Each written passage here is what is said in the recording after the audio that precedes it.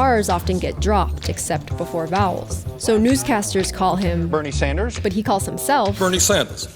R dropping is something that became fashionable in London in the late 1700s, before spreading to the east coast of the US. There must be an end to speculation with other people's money. But now it too is fading. After the Second World War, it lost its prestige. Americans were focused on their own identity rather than maintaining ties to England.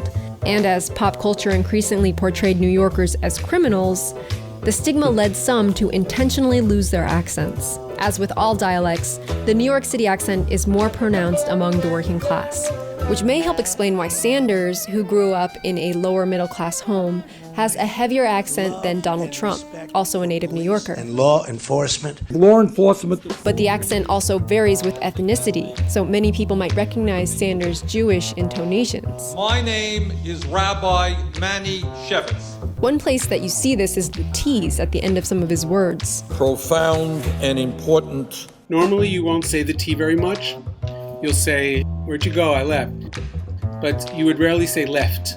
And it's kind of typical of Jews to do that, to say, "I left." This country, in fact, I very much reject. But it's also in the pacing and the rise and fall of how he speaks. Which is why, to really do a good Bernie Sanders, it helps if you're also a Jew from 1950s working class Brooklyn. This may not be great politics, but I think the American people Are sick and tired of hearing about your damn emails. Thank you. Me too. Thank you.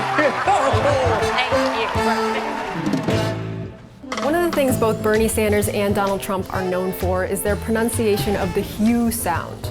a huge voter turnout. And I say huge!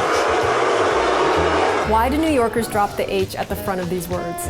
Well, the answer seems to be that it just takes less energy to say huge than it does to say huge. Consider another H that most of the rest of us have already dropped. That's the H in what, where, when. Back before the 18th century, it was considered uneducated speech to say what instead of what. But maybe in the future, all English-speaking humans will say huge.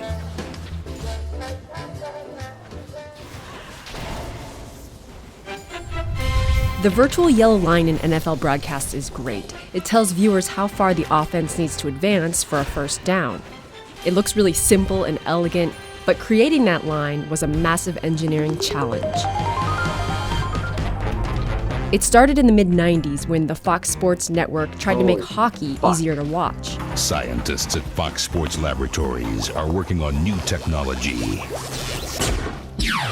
You won't believe your eyes. They embedded infrared transmitters inside the puck and placed sensors around the rink so that live TV viewers saw a blue glow around the puck at all times and a red comet tail if it traveled over 70 miles per hour.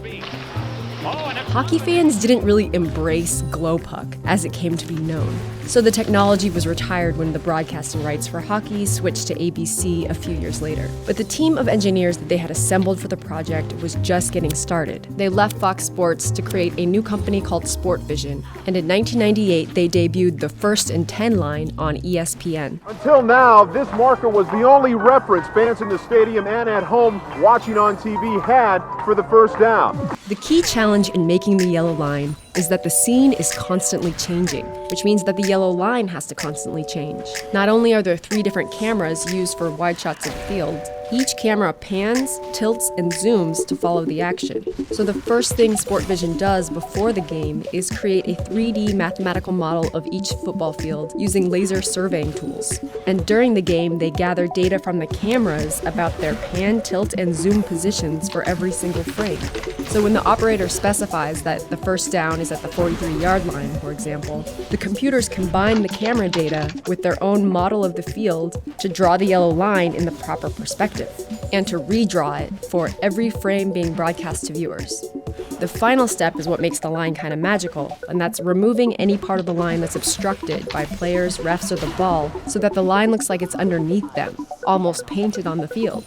The way the computers know which pixels to remove is by sampling the colors. Think of the field as a giant green screen, but anyone who has worked with green or blue screens knows that you need a really uniform and evenly lit background for it to work well. So SportVision identifies in advance which shades of green and brown are in the field given the lighting conditions of the day. Those are the colors to be covered by the yellow line, and they identify which colors are in the players' uniforms and should never be covered by yellow.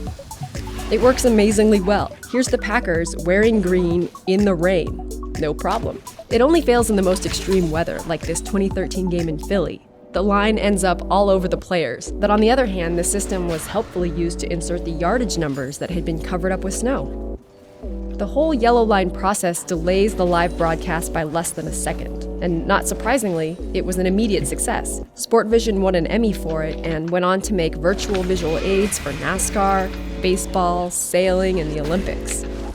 And football broadcasts have since added more graphics, like the line of scrimmage, and the perhaps unnecessary large arrows that show some of the same information that's in the score box. But if that's annoying, consider this. This type of technology is being used to insert ads into stadiums and onto fields for a lot of different sports broadcasts. But the NFL doesn't allow it. In the grand tradition of the yellow line, the graphics on the field are not there to sell you things, but to help you follow the game. Fox Sports is eliminating the computer-generated 1st and 10 line from its NFL coverage as part of its cost-cutting efforts. This is a news report from September 2001, 15 years ago. The line at that time cost $25,000 per game to make, and so Fox Sports thought it could save some money by cutting it out, but there was a bit of an outcry from fans. SportVision set up this website, Love the Line, and gathered comments from viewers. There's a couple good ones here. Anonymous says, quote, "I need the line, everyone needs the line." And here's one from Bob Burns. "I'm a 75-year-old fan of football, and the line is the best thing you came up with since color TV." So this is a news report from just about a month later.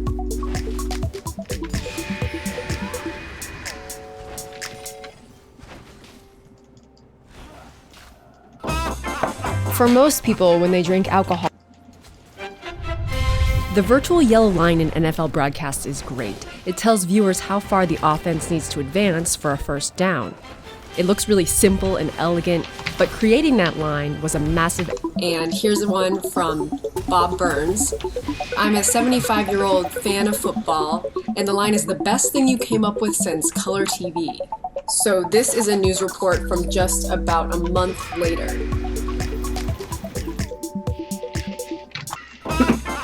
For most people, when they drink alcohol, it can make them feel more confident and comfortable. But for me, drinking makes me feel less confident and uncomfortable. That's because, thanks to my DNA, alcohol makes my skin turn red. It's called Asian flush, and it affects about 36% of Northeast Asians, with higher rates among Asian Americans. I guess we should probably show you what it looks like. For science. For science. Are we slamming these? What's happening? If I know that I'm going to need to take pictures, then I will drink less until those pictures are over, and then I will go back to a normal pace. People tend to assume that a red face means that we're drunk, but that's a myth. These are completely separate processes. Facial flushing, whether from embarrassment or exercise or alcohol, it happens when the blood vessels under the surface of the skin dilate. In the case of Asian flush, this is part of an immune response. The body is detecting a threat. The threat isn't the alcohol itself, but a substance that our livers produce while breaking down alcohol.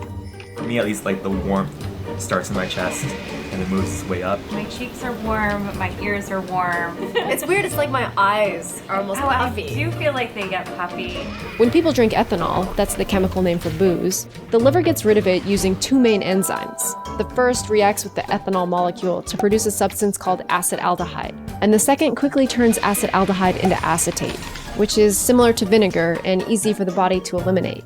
It's that second enzyme that really screws things up for people with Asian flush.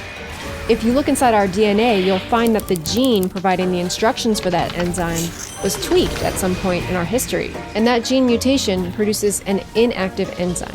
So when we drink, our bodies accumulate acetaldehyde at a level about 6 times higher than normal people. If acetaldehyde sounds familiar, that may be because it's similar to formaldehyde. It's toxic. That's why it triggers the immune response. And the red face is really the least of it. After having that one beer, I didn't feel tipsy at all, but my heart rate doubled.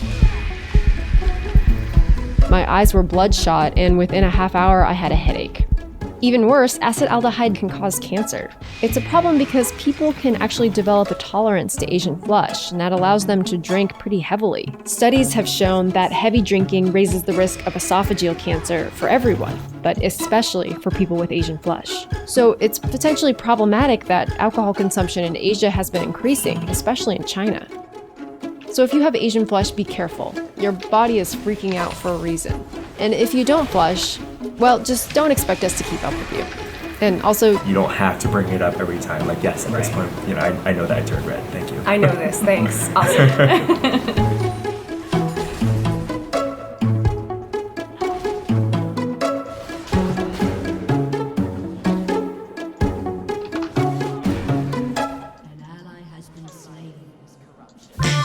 in the mid-1970s, Erno Rubik invented the Rubik's Cube, but that doesn't mean he knew how to solve it. It took him a few months to figure it out. By the time the first World Rubik's Cube Championships were held in 1982, the winner, he could solve the cube in a little less than 23 seconds. And these days... Well, there's a new world record holder in our area, and he's only in high school. This teenager, Colin Burns, solving a Rubik's Cube in 5.253 seconds. This is world record holder Colin Burns. And today, we find out how he did it.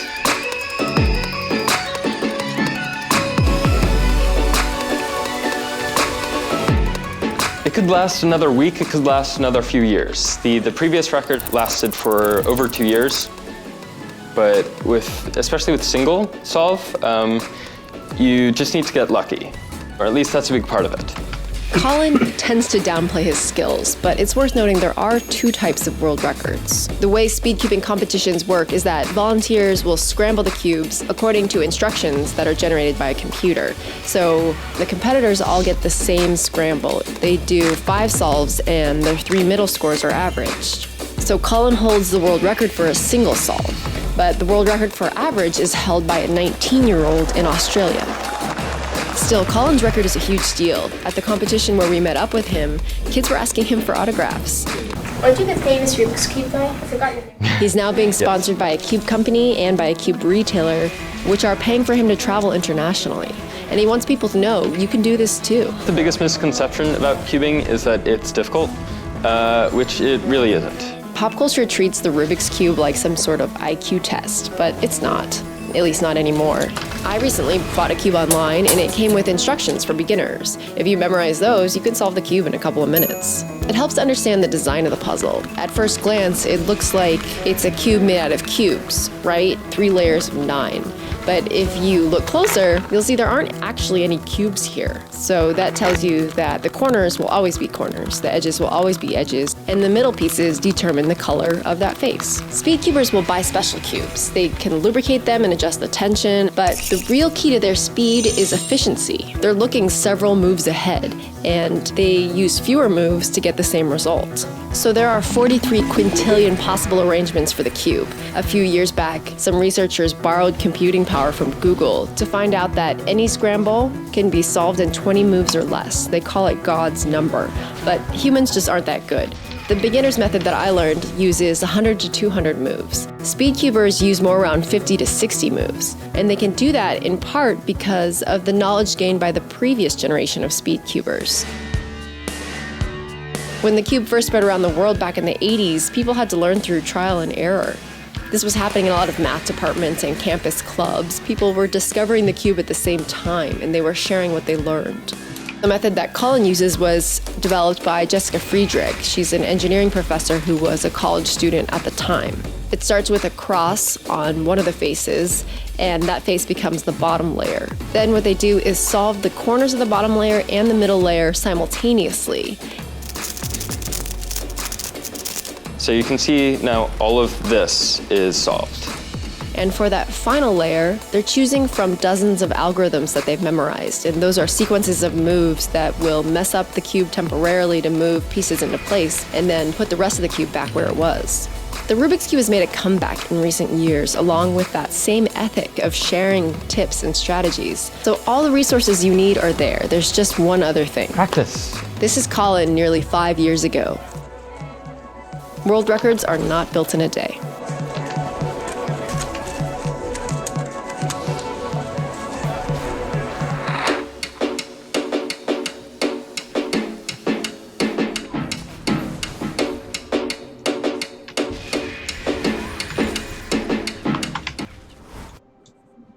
Three, two, one.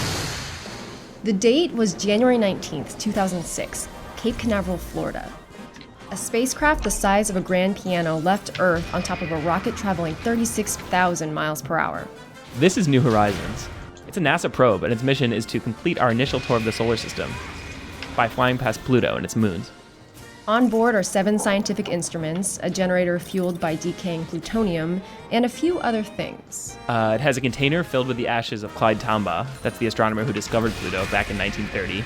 It has 2 American flags, 2 state quarters from Florida and Maryland, a CD-ROM filled with the names of 400,000 people who signed up back in 2005, a CD-ROM with pictures of the New Horizons team, a piece of Spaceship One, that's the first privately owned spacecraft, and a US stamp from 1991 that says Pluto, not yet explored. So New Horizons has been flying for more than 9 years now, and its date with Pluto has finally arrived.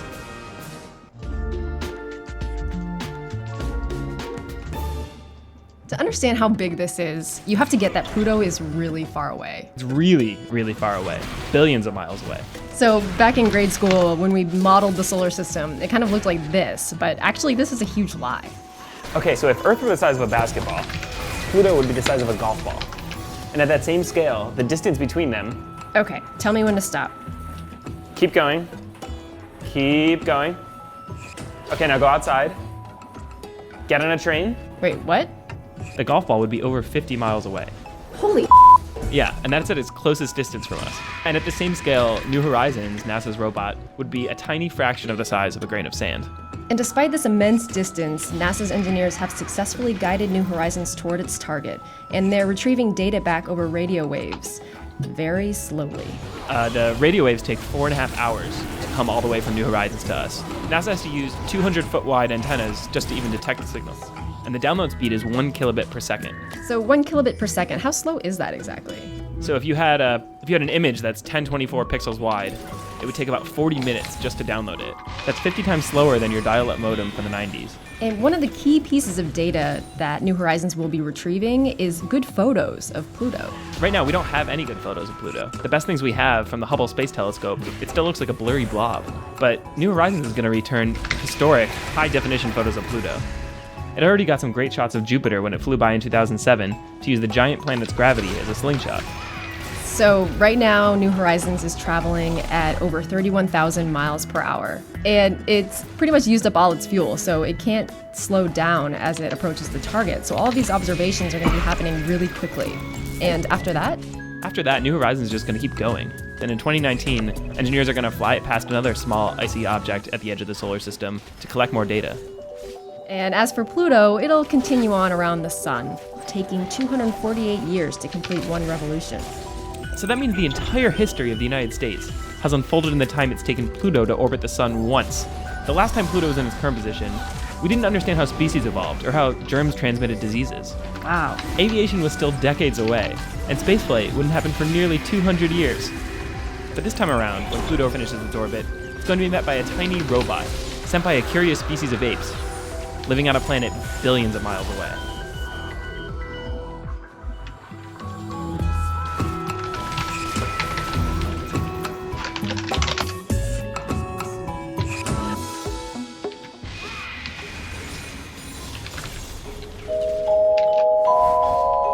What is the earliest age that a baby can learn how to swim?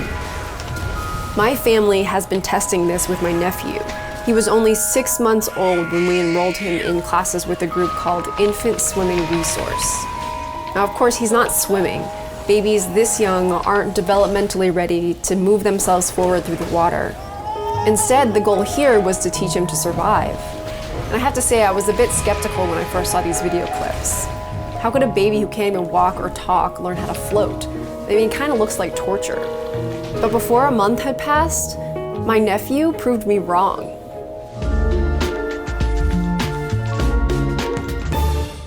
Every day, 2 American families lose a child to drowning. Drowning deaths are declining overall, but it's still the #1 killer of kids ages 1 through 4, aside from birth defects. And Arizona, where my nephew lives, has a higher drowning rate than average, which isn't surprising given that in the Phoenix area, 43% of homes have a swimming pool. These classes they put my nephew in should really be the 3rd line of defense. The first is a fence that wraps all the way around the pool and latches shut, and the second is constant supervision. But if those safeguards fail and a baby slips into the water, it sounds kind of far-fetched, but the question is, what kind of skills can the baby use to keep itself alive? That's where ISR comes in. It's completely different than other programs that are out there. This is Jennifer. She's one of my nephew's instructors. They're working really, really hard. There's not a lot of singing and games, even though there's a ton of positive reinforcement. She told me that unlike other programs where kids might play in the pool or use floaties, ISR classes are geared entirely toward preparing a baby for an emergency situation. The instructor is shaping his behavior through basic operant conditioning. When he positions his body correctly in a float, that behavior is reinforced with a good breath of air and with her picking him up.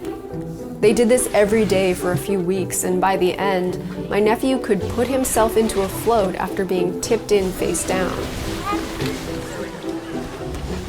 They also tested him with his clothes on, because in most drowning situations, the child is clothed.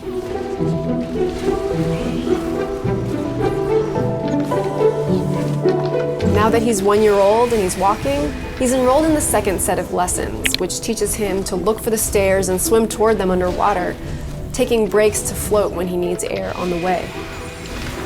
So is all of this good for him? Some people might think that this type of lesson is traumatizing. I mean, my nephew certainly doesn't like the lessons and doesn't really like Jennifer. You know, if they're not happy with me, I'm the teacher, I'm the bad guy. But just as long as they're successful in all the skills that are being taught. He never developed a fear of the pool. And his tears don't seem that different from the ones that come when he doesn't want to take a nap. They also keep the lessons to just 10 minutes a day in order to reduce any health risks associated with having an infant in the pool. Now, the American Academy of Pediatrics says that swimming lessons for kids 1 year and up can be effective in preventing drowning, but they don't support programs for babies younger than that. Quote, "The water survival skills programs for infants may make compelling videos for the internet, but no scientific study has yet demonstrated these classes are effective." What they're really worried about is that classes like these could give parents a false sense of security. If they made parents even a little less vigilant, they would do more harm than good. So the doctors are waiting for more data. But for my family, there's kind of only one data point that we really care about right now. The #1 goal is to make sure that he'll never really be tested. But if my nephew does find himself suddenly underwater, it won't be the first time that he's had to find his way back up.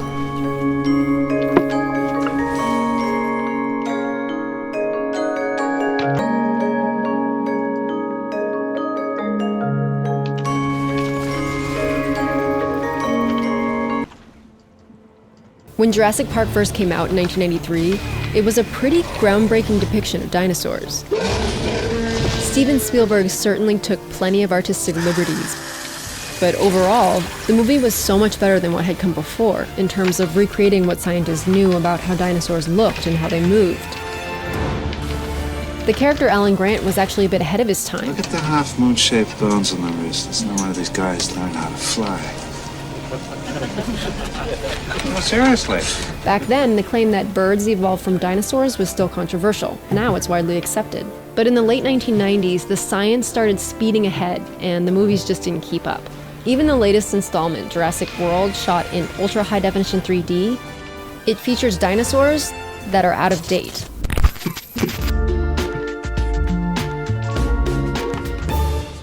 Three years after the first Jurassic Park movie was released, scientists in China uncovered a feathered dinosaur for the first time, Sinosauropteryx. It takes very specific conditions for the Earth to record soft tissues like these primitive feathers. The animals had to be buried quickly before decomposing, and in fine-grained sediment. It turned out that this part of China, Liaoning province, saw major volcanic eruptions around 120 million years ago, which provided these very conditions. And more than 30 feathered dinosaur species have been unearthed there and in some other places since 1996. These fuzzy dinosaurs were mostly two-legged meat eaters, part of a group that's closely related to birds in the dinosaur family tree. That group includes many of the dinosaurs featured in the Jurassic Park movies. Gallimimus. These guys probably had feathers of some sort for insulation or decoration, and that includes the raptors. Jurassic Park 3 sort of nodded to the new research by giving them a little bit of a hairdo, but their feathers probably looked more like this. A velociraptor fossil from the Gobi Desert revealed bumps on the forearm, similar to the wing attachments on modern birds. That means the raptors had wings. And what about T-Rex? There's no direct evidence, but a few years ago, scientists found a 30-foot dinosaur with some feathers, the biggest yet so far. Eutyrannus is thought to be closely related to T-Rex, so it's possible that the most famous and feared dinosaur might have been sort of fluffy. It's not clear how universal feathers were among dinosaurs, but while most of the specimens are theropods, there have been a few interesting findings from way over on the other side of the family tree. These two have bristles of some sort, which may or may not be related to bird feathers. And this one, found last year, has even more complex feather-like filaments. These fossils may indicate that feather precursors date back to some of the dinosaurs' earliest common ancestors. Jurassic World could have introduced feathered dinosaurs to a huge audience this year, but it didn't. According to Jack Horner, a paleontologist that worked on all 4 films, the decision was made for the sake of consistency. But you have to assume that they also just weren't up for the task of making feathers into something scary.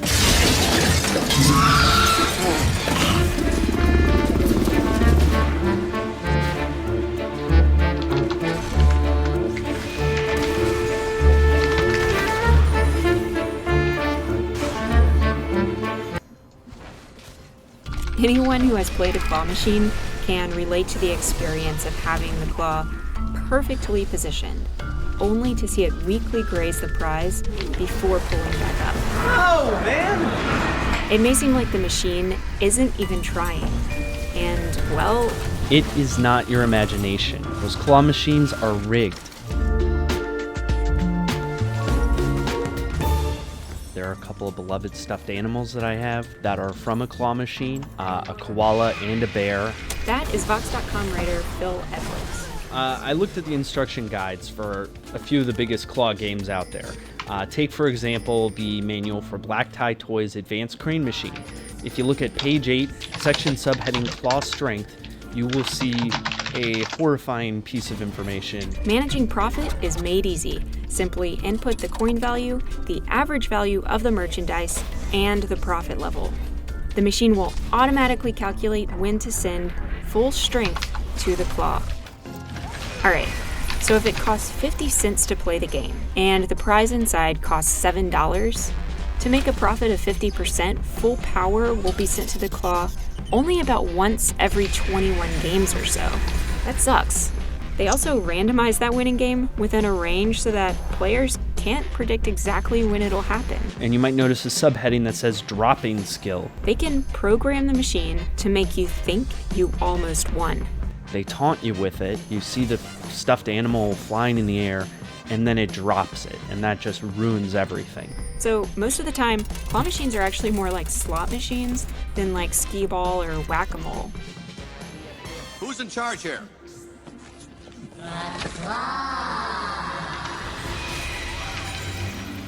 The question of whether claw machines are games of skill or chance goes back decades. The earlier versions back in the 1930s had very little element of skill and were marketed as being highly profitable for their owners. This was the Depression era, and people were desperate for ways to get money moving. During a crackdown on organized crime in the 1950s, federal law classified claw machines as gambling devices and prohibited the transportation of them across state lines. After those laws were relaxed in the 1970s, newer claw machines from Europe and Asia spread throughout the United States. they actually started calling them skill cranes because the joystick gave the players more precise control. But owners had increasing control over profits as well, and they've been met with a patchwork of state and local laws and regulations. If machine operators want to make that claw really, really unfair against the players, there's not a lot stopping them. Most of the regulations focus on the prize size, not the strength of the claw. That's a reason that you might see fewer of the win a free iPad claw machines or free iPhone claw machines around and more of just old-fashioned stuffed animals. It's great if players know what they're up against, especially since sites like YouTube have enabled claw machine enthusiasts to broadcast their victories, like this guy. I'm Matt Magna. Join me as I venture out and win as much crap as I can for claw machines. My best outcome of this is not that all the claw machines go away. Since I first wrote this article, I have spent $1, I think, on claw machines, and I've lost. All I want for people to know is that they are not the problem. The claw machine is the problem. Taste of crap!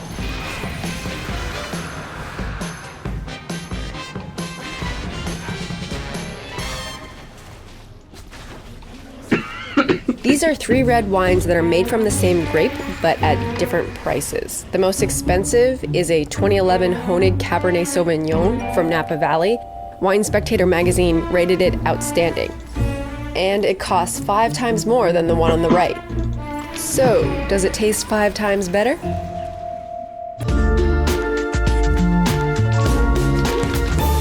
"19 Vox staffers tasted and rated each of the wines, and almost half of them correctly identified the most expensive one, but that's not because they liked it more. Very nuanced, complex, didn't enjoy it. Their average ratings for the cheapest and the most expensive wine, they were actually the same.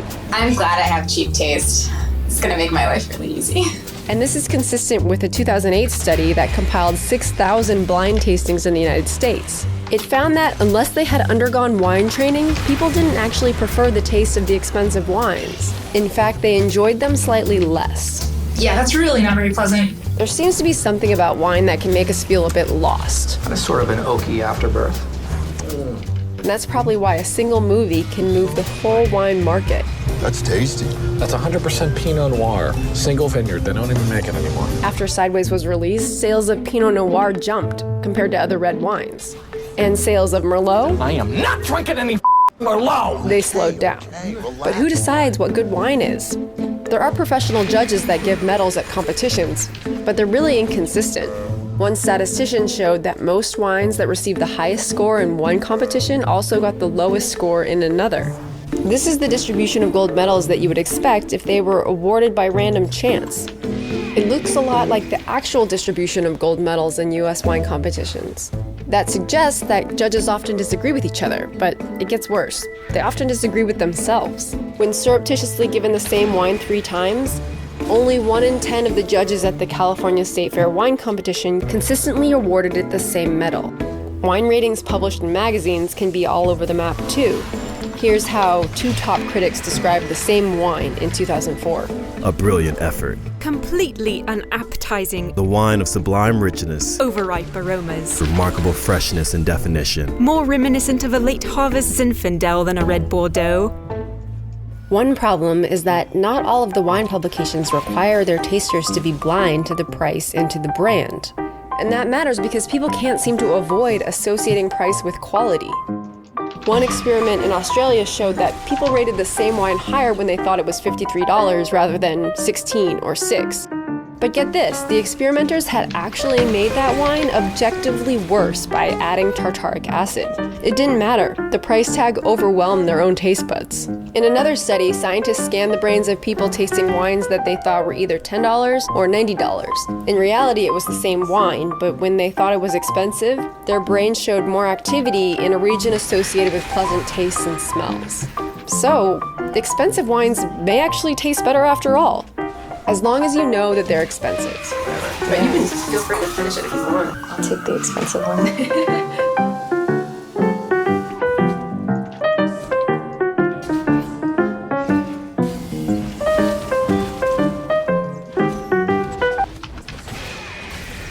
So here's a controversial opinion. Pigeons are underrated. Does each one of them create an estimated 25 pounds of shit each year? Yes. Can that shit spread disease? Yes. But the same applies to a couple of animals that we often share our beds with. And pigeons, though they may seem useless, have actually played an outsized role in world history and in the history of science.